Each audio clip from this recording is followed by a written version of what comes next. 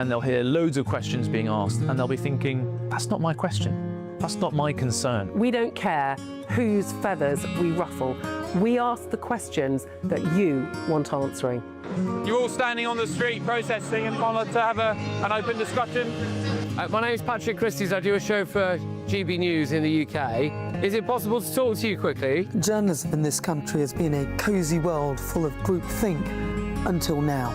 Well, this is the best view ever of Whitehall, looking out across all the tractor drivers of England who've come together to make their point. Hello, so as you can see, I'm here in Westminster as the protest begins. Yes, I'm very much in the thick of it. Look, we're challenging narratives here at GBNews, and that's what sets us apart.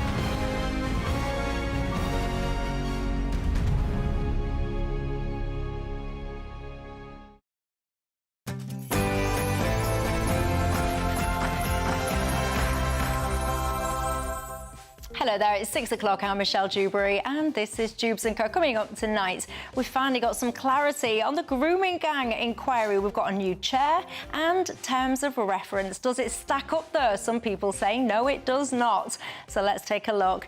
And the Tories, it was their turn to talk tough on the welfare state today, but how does all of this make you feel? Do you celebrate governments essentially having the backs of the workers, as some would say it, or on the other side, do you see it as an attack on those who need help? And Tony Blair will not be on Gaza's peace board after objections to that. Who didn't see that coming a mile off? And Donald Trump, he's attacked European leaders, saying that they are weak and that Europe is becoming unrecognisable and faces an existential crisis. Do you agree with him?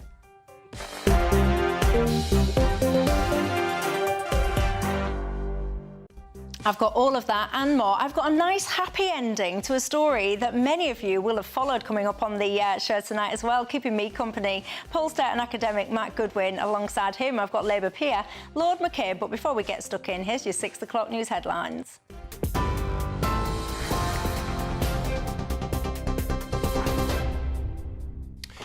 Thank you very much, Michelle. Good evening to you. 6:01 here in the GB newsroom.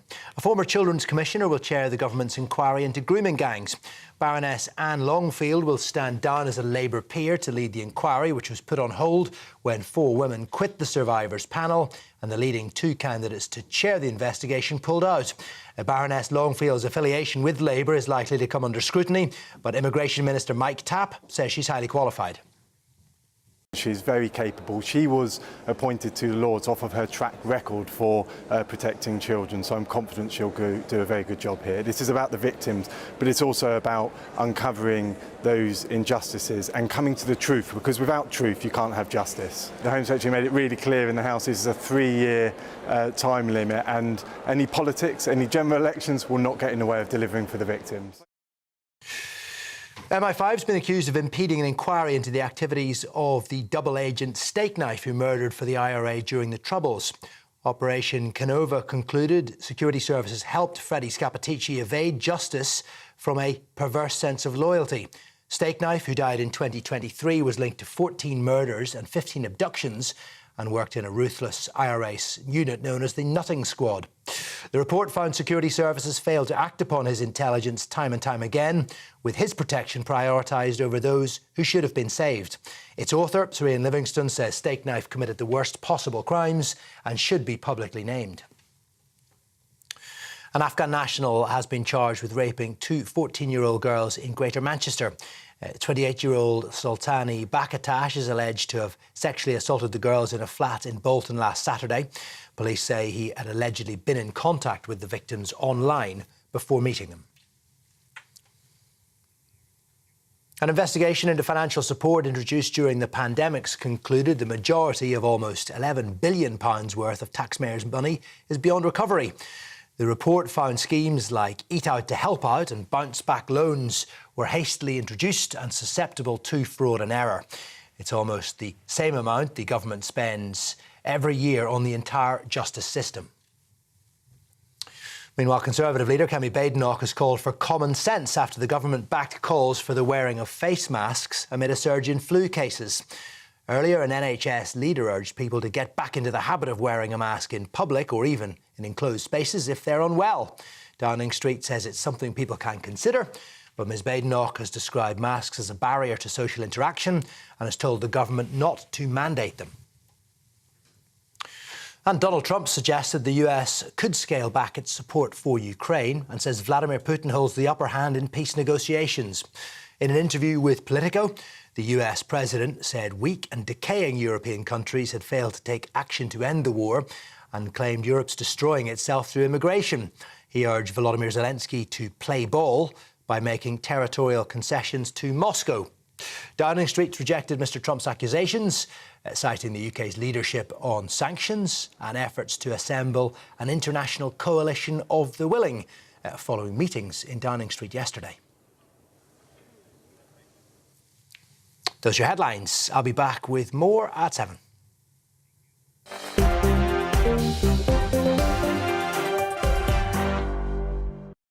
Thank you very much for that, and hello and good evening to each and every single one of you at home tonight. How are you doing this evening? My name is Michelle Dewberry. This is Dewbs & Co, keeping you company until 7 o'clock tonight. Alongside me, I've got the pollster, academic and GB News presenter Matt Goodwin. Alongside him, I've got the Labour peer, Lord McCabe. Good evening, gents. You're both very welcome back tonight.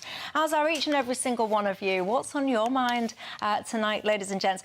I'm in a calmer mood tonight. I can tell you that. I needed a massive glass of wine when I finished my programme, and if you don't know what I'm talking about, you can watch it back on Catch Up at your leisure. But I want you to join the conversation in all the usual ways. You can email me at gbviews@gbnews.com. You can go to the website gbnews.com/yoursay. Of course, you can tweet or X me or whatever we call it these days. That story that you've just been hearing in the news bulletins, let me ask you this.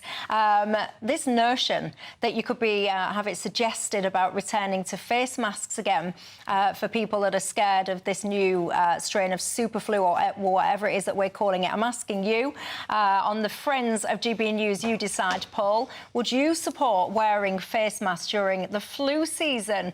Get your telephones out, click on your QR codes and just tell me yes or no. Would you be prepared to return to masks?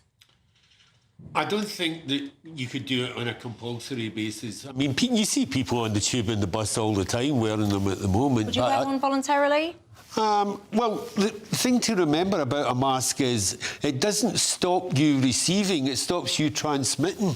Yeah, but you see, I've never understood this. If anyone is more technical in the mask department than I am, please tell me the answer to this. Because if indeed these masks stop you receiving, basically, stop you transmitting, so this barrier thing blocking your mouth and your nose, it stops it going one way, why doesn't it stop it coming the other way then? Well, I presume it's because of the way the masks are designed.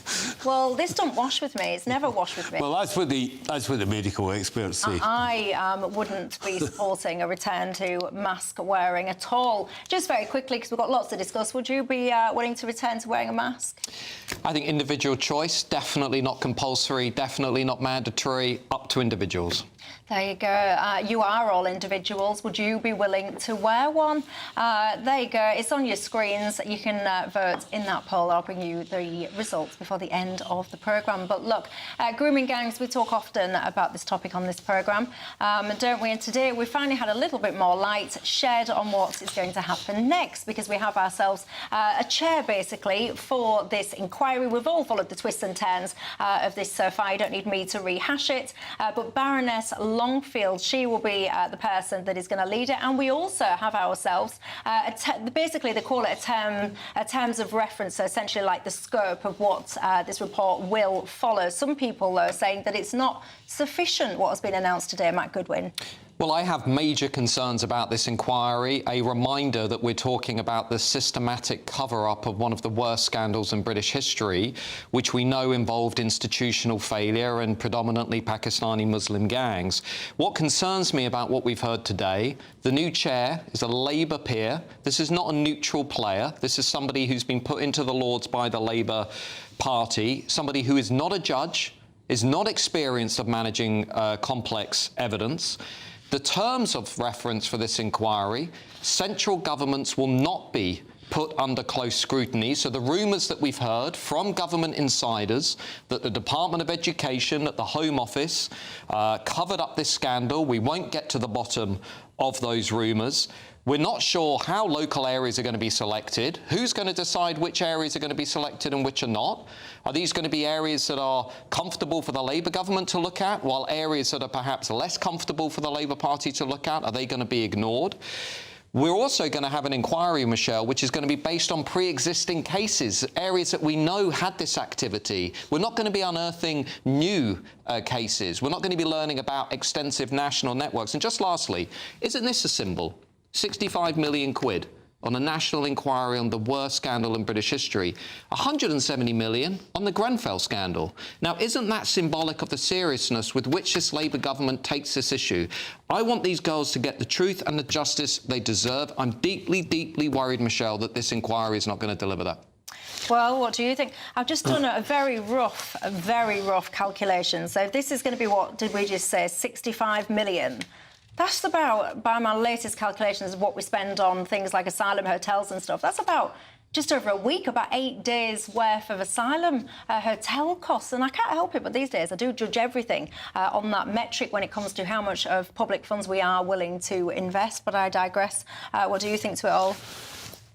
Well, look, we're not going to get an inquiry on the scale that people are asking for. You can't have it both ways and say, I don't want to spend money on it, but I want this thing done. I mean, this has been going on. Where I agree with you, Matt, is it's been going on for far too long. I remember being a member of the Home Affairs Select Committee more than 10 years ago when we were looking at the allegations surrounding Rotherham. So it's been going on far too long. In terms of Anne Longfield, she has, by the way, renounced her Labour whip peerage. She's still an insider, Steve. She will remain... She will be an independent, just as former Tory peers who resigned their whip are allowed to sit as independents. I mean, I don't know how well you know Anne Longfield, but I would have to say I've known her for quite a long time. I have nothing but respect for the woman. She is an expert on childcare. Well, hang on a second. You can come back at me, but let me just finish. She is an expert. No one is going to push her around.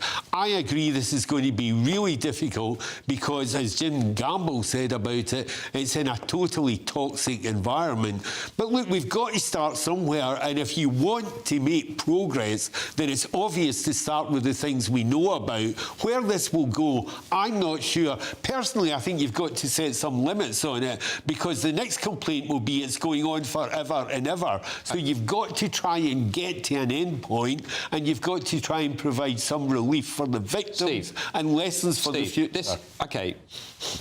We were promised a national statutory inquiry that would get to the bottom of this scandal, that would get truth and justice. Imagine you are one of the victims of the grooming gang scandal in maybe Rotherham or Rochdale or Oldham, all Labour areas. And you're waking up today and you're learning that after Labour-held councils, through this scandal, under the carpet, didn't want to know about it for 20, 30 years. You're waking up this morning to discover that the person in charge of this national inquiry, which is only going to look at a few local areas, is a Labour peer.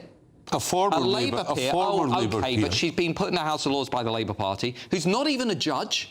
They can't even take it seriously enough to put a judge in charge. Well, why does it have to be a judge? What you want to get to is the truth and some understanding of the people who suffered. The reason it has to be a judge is because they're going to be dealing with conflicting, competing pieces of evidence. You're going to need a seasoned, experienced person in charge.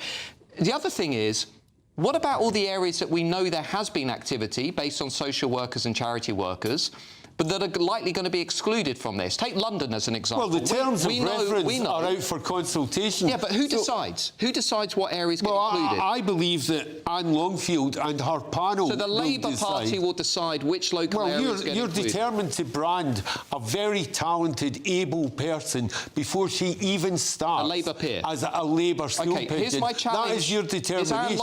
Is Anne Longfield watching this show, or let's make sure she sees this clip? Here's my challenge to Anne Longfield, to this inquiry.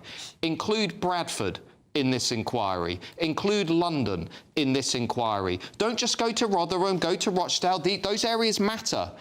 But start looking at areas that have escaped public scrutiny. Well, I but hope the inquiry will go wider also, but I don't think it should go wider with the greatest respect to you because Mark Goodwin says it. I think it should be because the people who have suffered are asking for That's it. what they've been They're the asking people for. I want to hear That's from. what they've been asking for. And the only reason I'm exasperated, Steve, is because your government, the Labour government, had to be, in a very embarrassing spectacle, had to be dragged by the country, kicking and screaming, to commit to holding a national inquiry into the mass rape of our children. Well, historians will look back and say, what on earth if they were dragged kicking and screaming, what happened to the previous government who buried it for 15 years? I'm the last person to sit here and defend the Tories. I'm the last person to sit here and defend the Tories. You and I both know this inquiry is not going to get these girls and their families the justice they deserve. You know that. I don't know that anyone can give them the justice they deserve after all this time. I think you have to do the best you possibly can by them. And I think within 18 months in a toxic environment, this government, not through a perfect start, I'll accept, has done the best it can to get this thing together after 15 years of it being completely not swept under the carpet, but swept right under the ground. Was this inquiry in the Labour Party's manifesto? Just remind viewers. Not my knowledge that there would be an inquiry in the manifesto. I think the manifesto made reference to the fact that we needed to address issues like this. Right, I'll tell you, I feel sorry for the girls. In all of this, they kind of get wheeled out, don't they, by all these different political parties. And Steve, you make the point as well that actually previous political parties, they've not done anything, and it feels like now it's almost become trendy, and I don't want to use that word because it's quite an insulting word given what we're talking about, but it almost feels like it's the most fashionable bandwagon for people to kind of jump on to try and get political currency. You know, these girls, they've had a terrible time, and I really hope that whoever heads it up and whatever it looks like and wherever it puts its tentacles, I hope that we see people locked up behind bars, actually, because this spread everywhere. This went up to highs of organisations, it went widths of organisations. There are so many people that actually should be feeling uneasy right now, and when they go to bed, they should be feeling, will I be getting a knock on the door? And hopefully the answer to that will be, yeah, you will actually. We shall see. You tell me whether or not you've got any faith in the process and whether or not you support the person that's going to be running it and what they currently say that they might be looking at. Get in touch, all the usual ways, so much more that we need to discuss. The Tories talking tough on welfare. Let's take a look.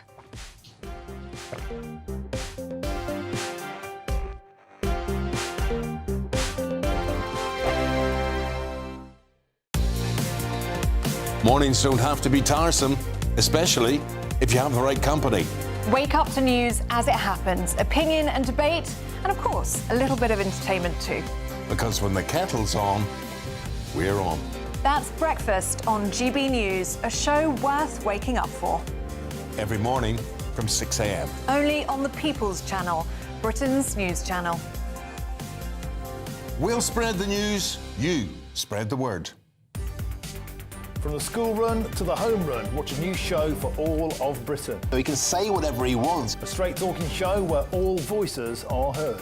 And, you know, when are we going to stop talking about smashing the gangs and actually do it? With the stories that matter from every part of our country. There's a bit of a crash landing there for your Chancellor. Bold, fearless and standing up for you. That's me, Martin Dewbs, 3 p.m. till 6 p.m, weekdays, here only on GB News. The People's Channel, Britain's news channel. Westminster's full of talk, but out here, it's the real world. Am I allowed to talk now? No, that's it. This is where it matters, real people and real lives. That's what politics is all about. In fact, has Trump made a good start? No. Straight answers, no spin, and just a couple of pints. How many fingers have I ever got up? About 10. So join me for Lee Anderson's Real World every Friday at 7 p.m, only on GB News. The People's Channel, Britain's news channel. You want to know what's really going on in the corridors of power? Labour don't know what to do with you half the time, and that makes you quite lethal in the chamber. Get behind the headlines with Chopper's Political Podcast. Join me, Christopher Hope, as I sit down with the great and the good of British politics. We'll see where this ruling takes us. These are the stories shaping our nation. Chopper's Political Podcast, available now on all platforms. Listen in and stay ahead. Decisions made in Washington aren't just shaping America, they're shaping Britain too. From migration to global security, from crime to health. Whatever happens in the White House today will be felt in your town or city tomorrow. That's why The Late Show is live from Washington, D.C. Cutting through the politics to show you what it all means for Britain. The Late Show live every night at midnight. Only on GB News, Britain's news channel. Bold. They are under no illusion. Ray, are you a human trafficker? Boundless. I've had enough of the nonsense, and I'm not afraid to say it. Don't get this on the BBC. Every weeknight, I tear through the headlines. The smell of gasoline. Should we be worried about it? From Westminster madness to cultural war chaos. What I'm going to do now is they are throwing things out the car as we speak. Get ready, Britain. Here we go. Patrick Christie's tonight, weeknights from 9 p.m, only on GB News, Britain's news channel.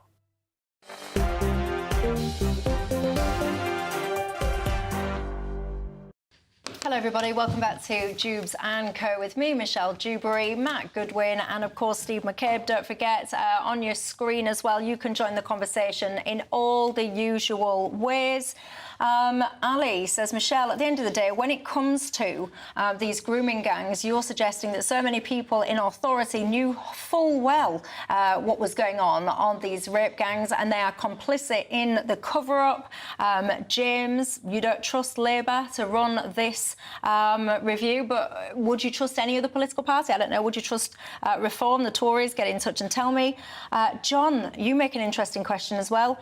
The chair of this, you suggest that she's been quite silent on this issue in recent decades. You say that gives you question marks. But look, let's talk about welfare, shall we? We're talking about this a lot at the moment, of course.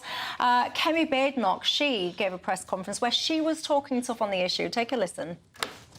In an age in which 1 in 4 people now self-report as disabled, it's clear that we are now going to have to draw a line on what health issues the state can support people with. The government can't do everything.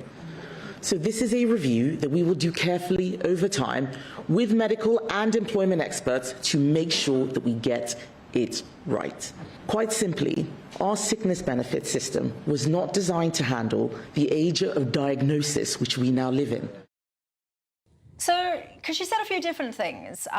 She spoke about health there, as you've first been hearing. She also went on to talk about the 2-child benefit cap, and I'll come on to that second part in a second. But just on that clip there, she's basically saying, Matt, that 1 in 4 people are self-reporting essentially disabilities, and we've become the age of the diagnoses, and the system can't support this health stuff. Let's get on to that aspect first. Do you agree with her?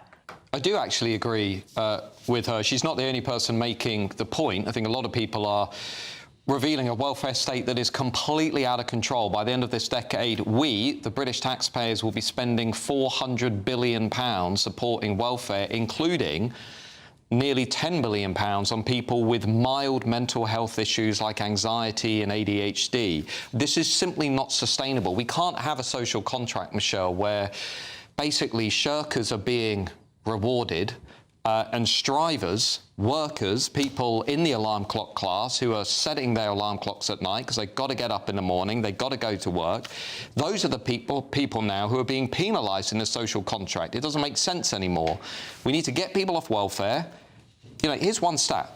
This just blows my mind, right? We've got more than 8 million working-age people in this country on some form of welfare benefits, and nearly half of them have no requirement to look for work. So you've got basically about 4 million people in this country relying on welfare with no requirement to look for work. Meanwhile, we're pulling the mass immigration lever, bringing people into this country while not getting our own people, many of whom could work, getting them off welfare, back into work, having a sense of dignity and meaning over their lives. The social contract doesn't make sense anymore. I know that lots of you get in touch with me on this topic and you have very strong opinions on different sides of the fence. Some of you say that you do have anxiety and all the rest of it, and all these kind of conversations about you potentially losing your benefits. You get in touch and you tell me that that is making you even more anxious. What do you make to it all, Steve?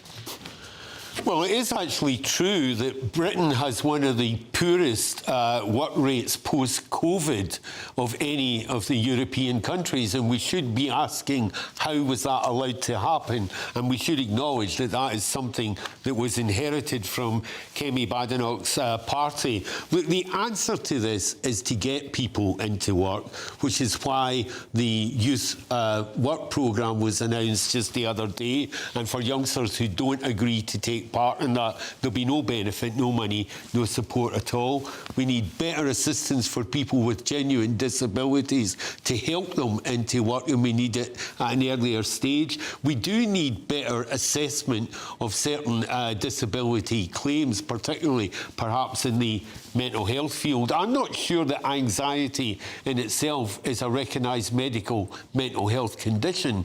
So, I mean, I think... Mild anxiety. Yeah, well, you can get welfare for mild anxiety and ADHD. I think you probably have to have other accompanying factors. But the point I'm making is that you need a series of measures to help people into work, to get people into work, to make work pay, and to make it clear that if there is a reasonable job opportunity available to you and you refuse it without any good reason, then you're not going to get any benefit. That is the way to tackle it. We have to remember that Kemi's party managed to set the benefits bill rocketing by 114 billion when she was in power. So I don't think she's the best person to give lessons. Can I just ask you a question? So we've got 1 million more people on the welfare state today than we had when Labour came to power a year ago. 1 million more people relying on welfare. Let's say you're one of those young people that you've just said, you know, you've got this new scheme to get them into work. OK, but at the very same time, you're forcing young British people to compete for jobs with Europeans that the Labour government now wants to come in, record numbers of international students that the Labour government wants to come in, even people from Gaza that the Labour government wants to come in, not to mention the new work and study programmes that Shabana Mahmood wants to launch while she says she's clamping down on immigration. So you're saying you're helping young British kids who are not in education, not in employment, not in work, but actually in reality, what you're doing is you're creating more competition for jobs, prioritising people from outside of our country over the people who come from families that built this country. Well, I don't think that's actually accurate or fair. That's exactly for a start, I'm not aware of anybody we're bringing in from Gaza to look for work. Most student and youth programmes of the kind you've described, most student and youth programmes of the kind you've described are reciprocal exchange programmes. Yes, young people come here and people from our country go to other places. They all benefit from it. That is not the issue. The issue is about a sustained series of programmes to get people into work and to make work pay. Steve, that is the thing that will make a difference. I just want to come on. I'm going to come on to the migration numbers in a bit, or Michelle, hopefully we can come on to them. But there's one thing. I'll give you one example. You say you're helping young British people. Lots of young British people in this country, they want to go and work in the NHS. They get good grades at A-level. They want to go to medical school. We turn away thousands of those kids every year because instead your government, like the Tories before Labour, you prefer to hire people from overseas and give young British people an opportunity to work in our public services. It happens every year. And how quickly do you think we could... Let's suppose we follow your line and we expand the number of university medical places, which the government is actually doing. Go on. But how long do you think it's going to take to produce those doctors? Do you know what I'm saying is... Listen, for the last 30 years... You think it can be done like that? Listen, don't be ridiculous. I don't think that, but I'm saying for the last 30 years, everybody in Westminster has preferred to rely on cheap migrant labour than invest in the British people. That regime needs to end. The migration numbers, by the way, are crazy, Michelle. Well, one of the other things, I'll tell you that's crazy, that Kemi Badenoch was talking about today when it comes to this welfare situation. Take a listen to some of the examples that she was giving when it comes to this two-child benefit cap. In Hackney alone, 1,000 families on benefits with 5 or 6 children stand to gain £74 million from the lifting of the two-child benefit cap. Some of those families will be getting more than £14,000 a year. At the budget, income tax thresholds were frozen. So do you know how many people's thresholds were frozen just to pay for those families in Hackney? We're not talking about the whole country, just the families in Hackney. The number we have found is 340,000 taxpayers. That is where that threshold money is going to come from. 340,000 taxpayers to pay for just 1,000 families. It's no wonder people are angry.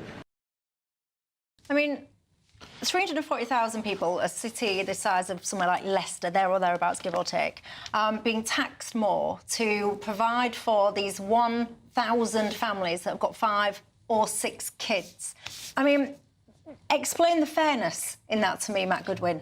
Well, it's insane. There is no fairness. The question that the Labour government should be asked is whose side are they on? If you look nationally, Michelle, 350,000 foreign-born families in this country have at least 3 children or more. How did we get that information? A Freedom of Information request submitted by Nick Timothy MP, because the state wouldn't give us that information. They wouldn't actually tell people who's going to benefit from these welfare changes. Where are those families from? Pakistan, number 1, Bangladesh, Nigeria, Somalia, India. And by the way, 350,000 is a low estimate because we've since had the Boris wave, so the numbers are going to be even higher. My question is this: why are my taxes being used to fund people who are not from this country to have 3, 4, 5 children who often come from radically different cultures, who pass those cultures on within their families, who often don't integrate, some of whom, by the way, hate who we are? We've been funding people in social housing since the 1990s who often belong to extremist Islamist organisations, well documented in mainstream media. Whose side is this government on? There is a phrase, suicidal empathy, and I think it sums up a lot of what goes on in this country. We seem to be empathetic to such a point now that it's causing us harm, and I think it's ludicrous. Where are you on some of this stuff? Well, I'm aware that the vast majority of people who claim universal credit in this country are actually in work. And that's why I keep saying we've got to make work pay. So it's not actually accurate to suggest that everybody receiving universal credit is sitting at home doing well, the implication is that all these people are unemployed. I'm saying it's not actually accurate to suggest that. I actually do think there is a really good argument for looking at who receives benefits, and you will be aware that that is one of the first things that Shabana Mahmood announced. We have to look at who is entitled. You're ducking this. Can I ask you a very direct question? Please just answer this, because I think about this every day when I get on the train in the morning and I go to work. Just answer me this simple question. Why are my taxes going to support Pakistani families to have 3, 4, 5 children? Well, I don't know that they are what you mean by Pakistani families. Pakistani families? People who are British of Pakistani origin? Do you mean people who came here last week from Pakistan? What do you mean when you say a Pakistani? 350. I mean, you're dangerously close to sounding as if this is something you've got against them. Here we go. Am I dangerously close to sounding racist? Is that what you want to say? That's what you want to say. I'm saying I'm being asked to fund, as a taxpayer, this is a social contract I live in now. I'm being asked to fund 350,000 foreign-born families with 3 or more children. Why am I being asked to fund those when we can't even treat our own people in the NHS? They're being treated in hospital corridors and car parks. Why am I supporting this social contract? If someone is legally here with a legal right to be in this country, then I don't think we should discriminate against them because so it's an of the number of international children. welfare regime, is it? An international welfare state? Do you not think? I mean, sometimes I think I live in some kind of clown world. If you're going to move to a country, you should at least have the intention to provide for yourself and for your kids. Yes, absolutely. I mean, absolutely. Yeah, you say absolutely, but I don't think that's actually a given among many people in this country. I've got to tell you, Steve McCabe. Anyway, look, Donald Trump, he's been speaking out. He says that Europe is decaying. He's saying that we're on the edge of an existential crisis and that our leaders are weak. Do you agree with him?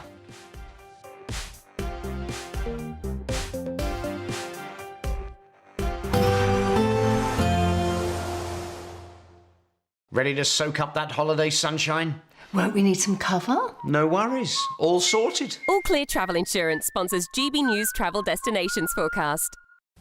It's not just the UK seeing some unsettled weather at the moment, it's also been unsettled for much of the week in Cyprus. That continues into Wednesday. And the trailing weather front from Storm Bram brings thicker cloud and some showery rain into the Canary Islands, as well as much of Iberia. This is a slow-moving weather front, so thicker cloud and some outbreaks of showery rain for much of Spain through Wednesday into Thursday. A lot of fine weather through central parts of the Med, particularly Italy, and above average temperatures for the time of year. Plenty of sunny spells. All Clear Travel Insurance sponsors GB News Travel Destinations Forecast.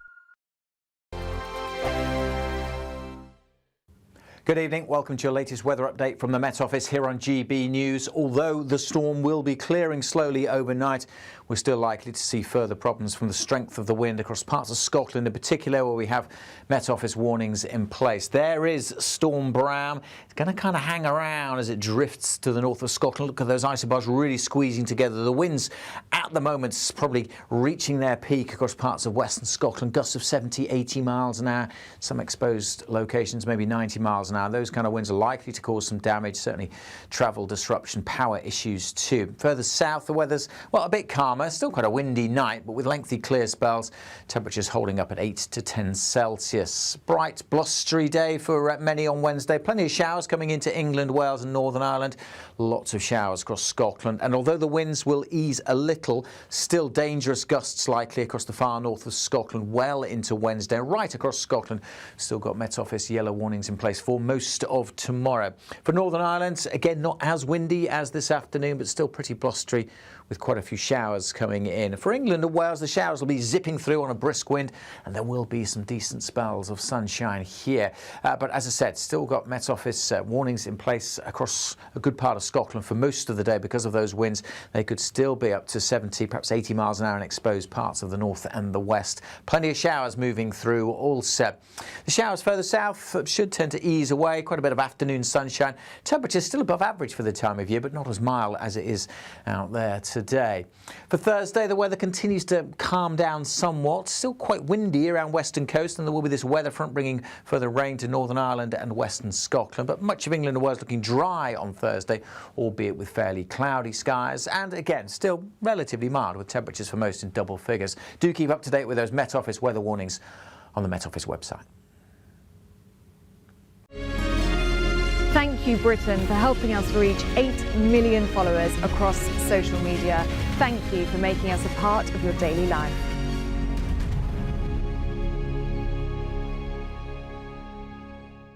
Good evening. This is the latest AI travel news from GBnews.com. High winds have closed the A92 Tay Road Bridge to high-sided vehicles, and driving conditions are challenging due to a speed limit of 30 miles per hour. On the M25 anti-clockwise in Surrey, congestion is causing a 10-minute delay. The M1 northbound in Northamptonshire between junctions 16 and 18 faces road management issues. Considerable congestion affects the M4 eastbound in Wokingham between junctions 11 and 10, where a vehicle fire has closed one of 4 lanes, resulting in 30-minute delays. And on the trains, services from Avanti West Coast and Cross Country may experience disruptions due to Storm Bram. For more travel news, go to gbnews.com.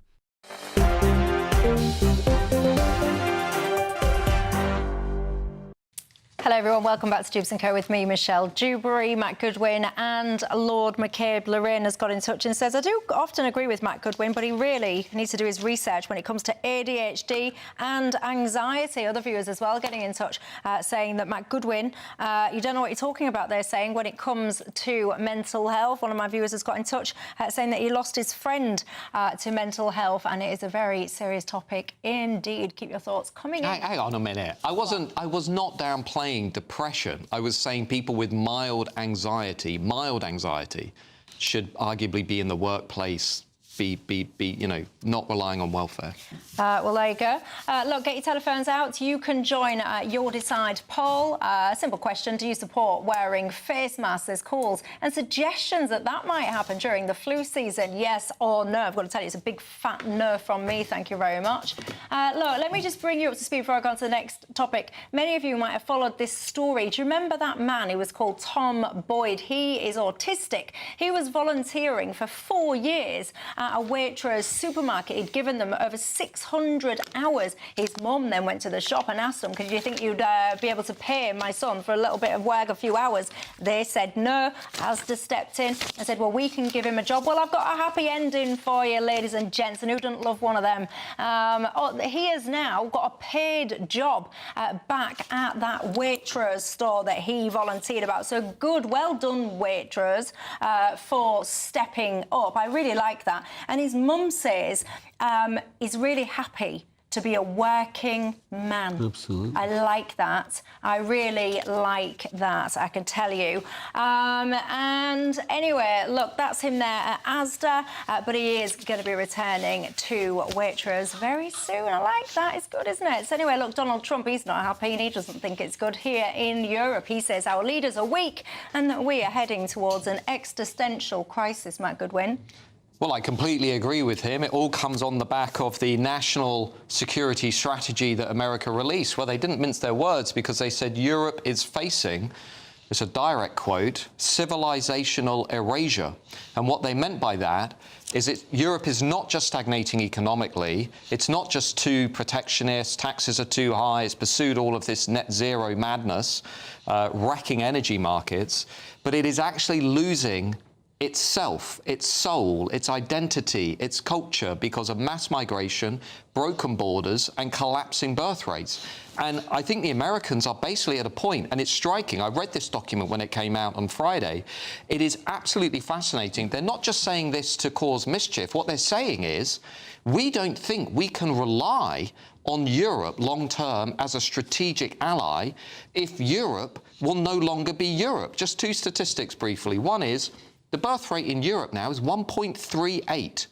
The replacement rate, where nations are reproducing themselves, is 2.1. So Europe is the first civilization in history that has decided it doesn't even want to reproduce itself. Secondly, by the year 2050, about 1 in every 5 people in Sweden, France and Germany will be Muslim. And the Americans are saying, well, who's actually going to be leading these countries?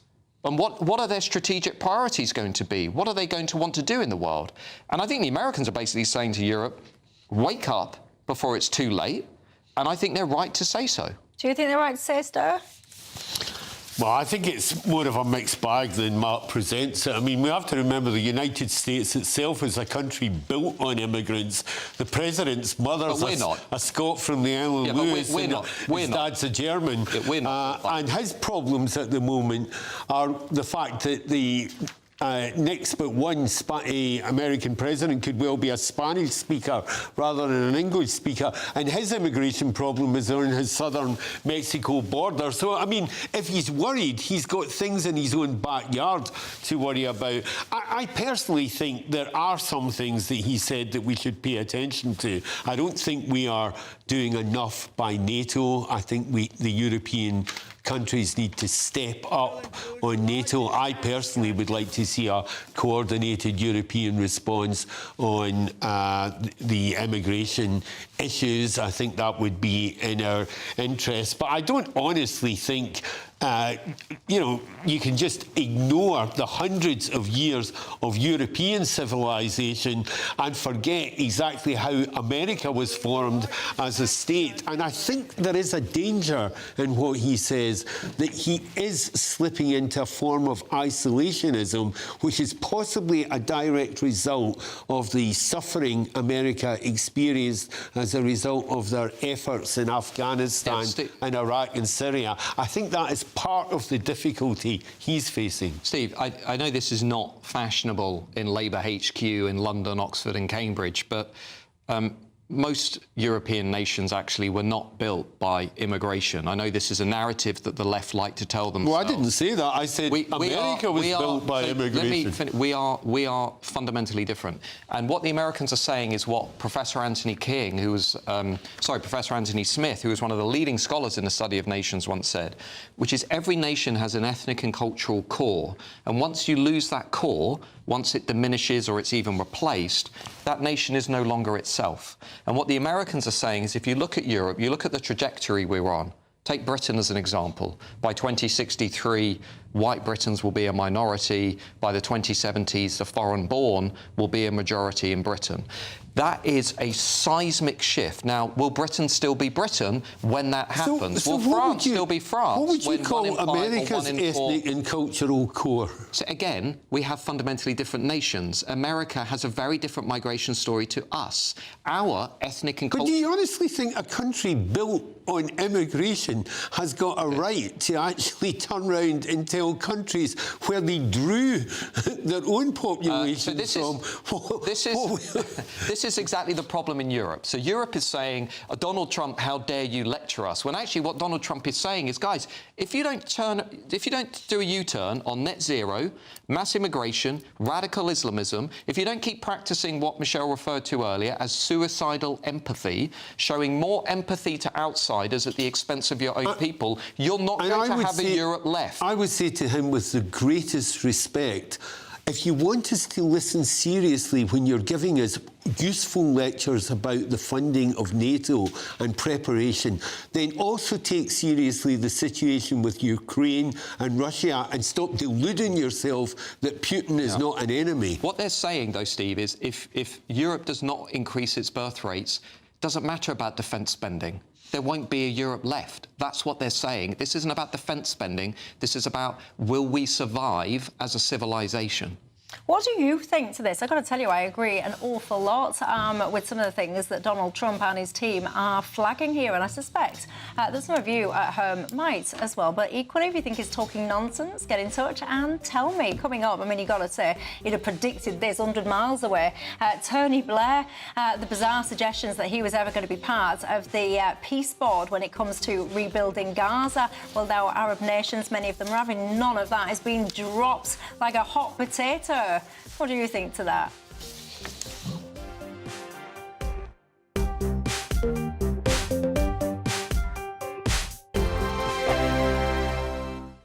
I'm Michelle Dewberry. This is Dewbs & Co. with you. Hello everyone, Patrick Christie is here. It's GBNews, Britain's news channel.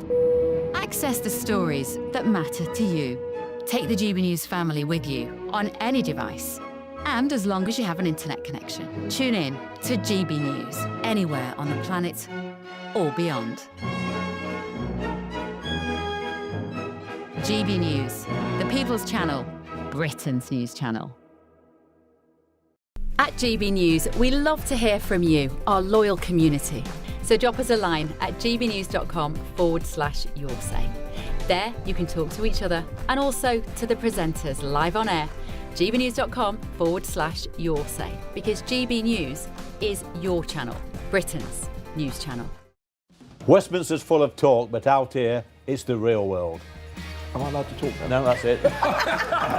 This is where it matters, real people and real lives. That's what politics is all about. The fact that Trump made a good start, no. Straight answers, no spin, and just a couple of pints. How many fingers have I got up? About 10. So join me for Lee Anderson's Real World every Friday at 7 p.m. only on GB News. The People's Channel, Britain's news channel. Join me, Nana Akwe, for an informative, interactive news programme with a difference. It's fun. No, he didn't say that, Dave. I'm so surprised. I think there's an element of truth to that. Join me from 3 p.m. every weekend, only on GB News, Britain's news channel. Mornings don't have to be tiresome, especially if you have the right company. Wake up to news as it happens, opinion and debate, and of course, a little bit of entertainment too. Because when the kettle's on, we're on.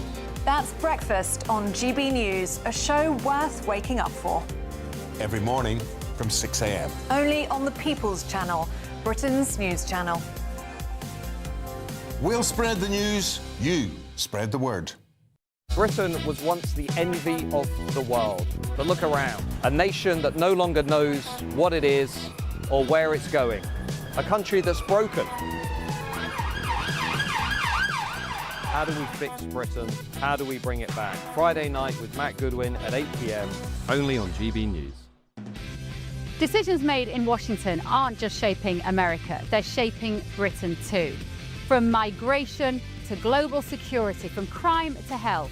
Whatever happens in the White House today will be felt in your town or city tomorrow. That's why The Late Show is live from Washington, D.C. Cutting through the politics to show you what it all means for Britain. The Late Show live every night at midnight. Only on GB News, Britain's news channel.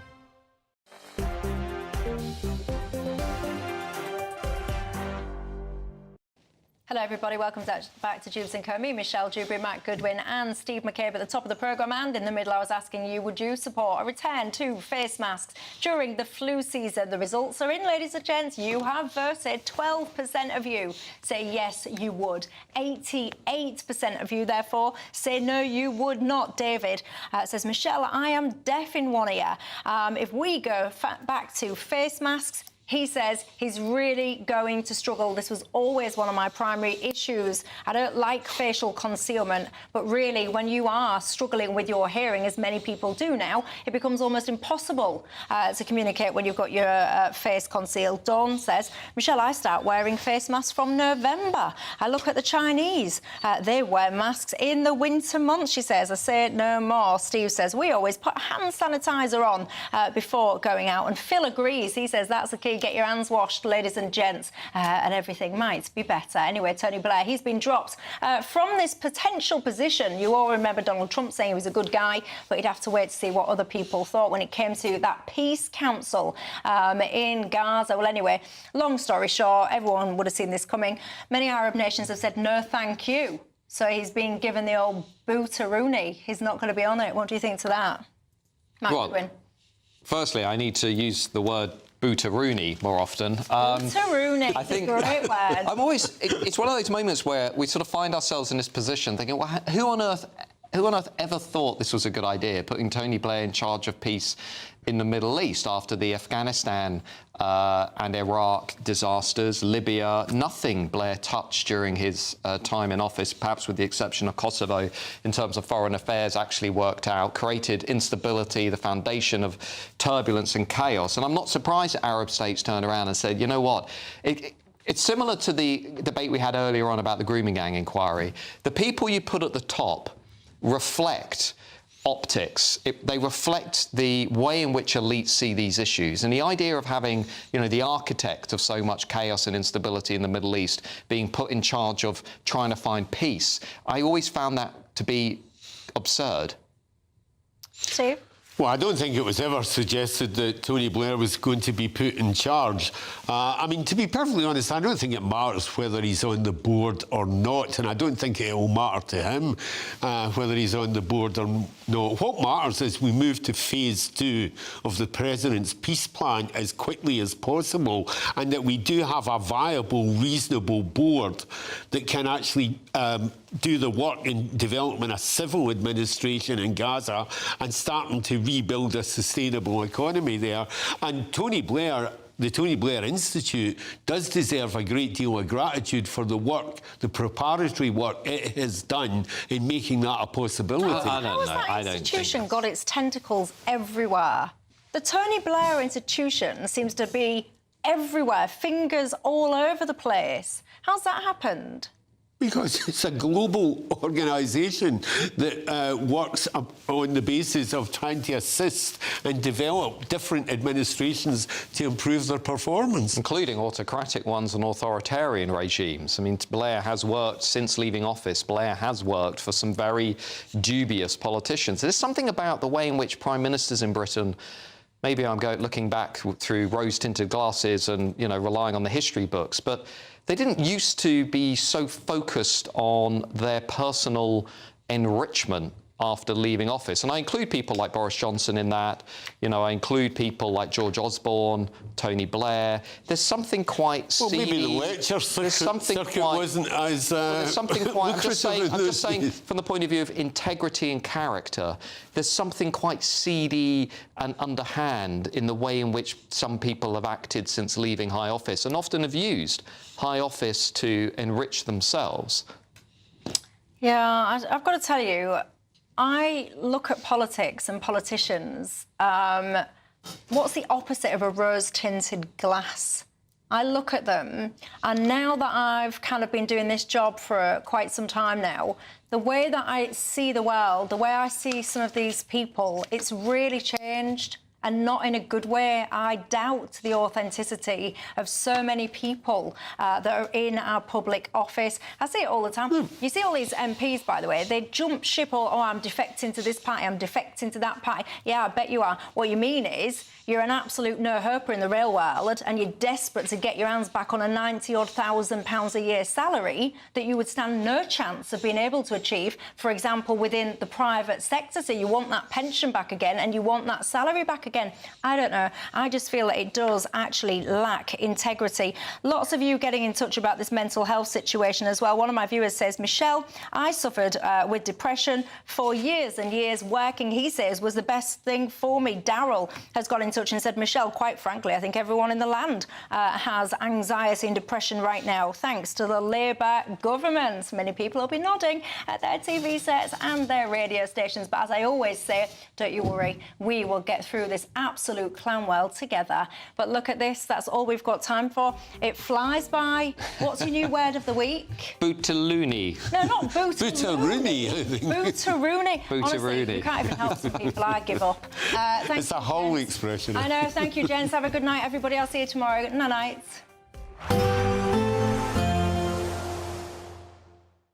Expect warm spells with the odd rude interruption.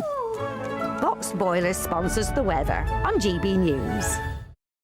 Good evening. Welcome to your latest weather update from the Met Office here on GB News. Although the storm will be clearing slowly overnight, we're still likely to see further problems from the strength of the wind across parts of Scotland in particular, where we have Met Office warnings in place. There is Storm Bram. It's going to kind of hang around as it drifts to the north of Scotland. Look at those isobars really squeezing together. The winds at the moment probably reaching their peak across parts of western Scotland. Gusts of 70, 80 miles an hour.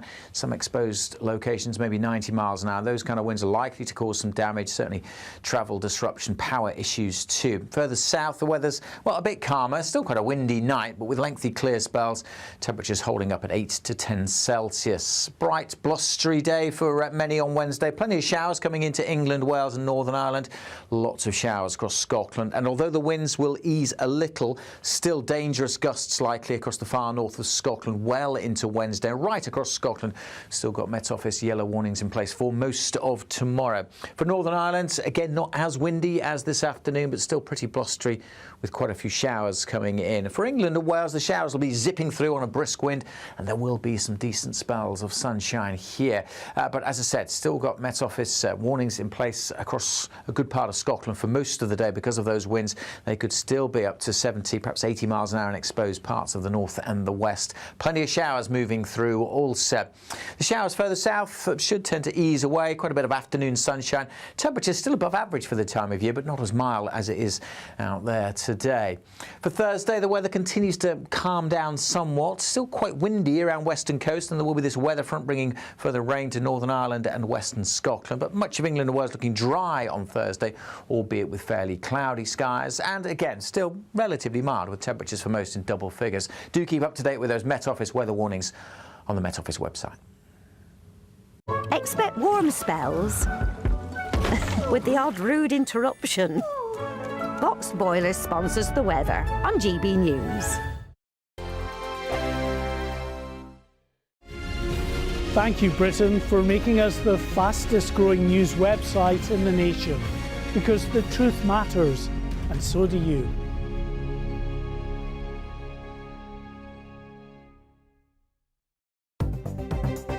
Good evening, this is the latest AI travel news from GBNews.com. The A4042 is closed in both directions between Little Mill and the Abergavenny Hardwick roundabout.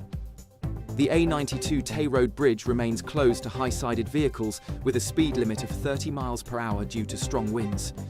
In South Gloucestershire, the M48 westbound between the M4 and Junction 1 faces 40-minute delays, expected to clear by 9:45 p.m. A traffic incident on the A2 westbound at the junction with the M25 causes a lane closure and minor delays. And on the trains, Storm Bram may disrupt Great Western Railway services. For more travel news, go to gbnews.com.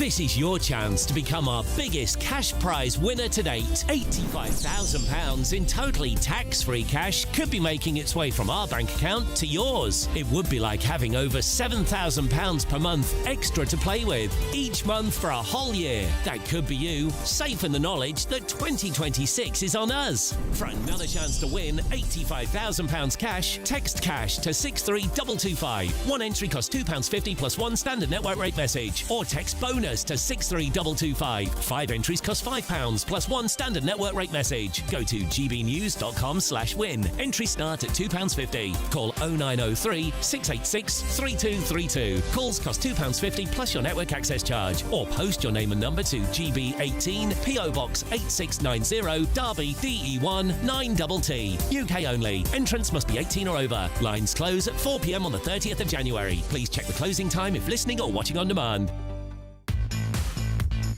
5 hosts, 5 opinions, 5 fearless debates, 5 unfiltered takes on the day's news. 5 reasons not to be anywhere else on Saturday night. This is the Saturday 5. You got me good there. Britain's biggest Saturday night TV show. It's not a bad brand. Yeah. Uncensored. Very, very racy tonight. On the unpredictable. What does she say? Can you translate it for us? And always entertaining. And how can a country go from being led by William Wallace to Saturday nights from 6 p.m. only on GB News, the People's Channel. Britain's news channel. You're going to want to stay tuned, trust me. Britain was once the envy of the world. But look around. A nation that no longer knows what it is or where it's going. A country that's broken. How do we fix Britain? How do we bring it back? Friday night with Matt Goodwin at 8 p.m. Only on GB News.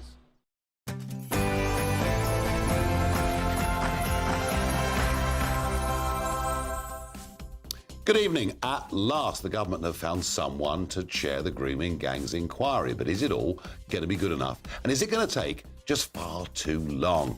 Plus, we'll talk about the teenage Afghan rapists. The government claims that one of them will be deported at the end of the sentence. I don't believe it. We'll debate it. And the war on the countryside is continuing, with shotgun registration getting harder and more expensive. We'll debate that, and we'll wonder, have we got a parliament now that's just got no connection with our rural life?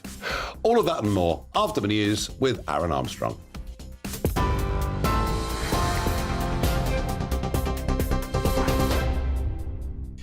Thank you very much, Nigel. 7 o'clock. Very good evening to you. Our top stories here in the GB newsroom. A former Children's Commissioner who will chair the government's inquiry into grooming gangs says she will not shy away from difficult truths. Baroness Anne Longfield was appointed after months of delays. The inquiry put on hold when 4 women quit the survivors panel, and the 2 leading candidates to chair the investigation pulled out. Home Secretary Shabana Mahmood announced it in the Commons earlier.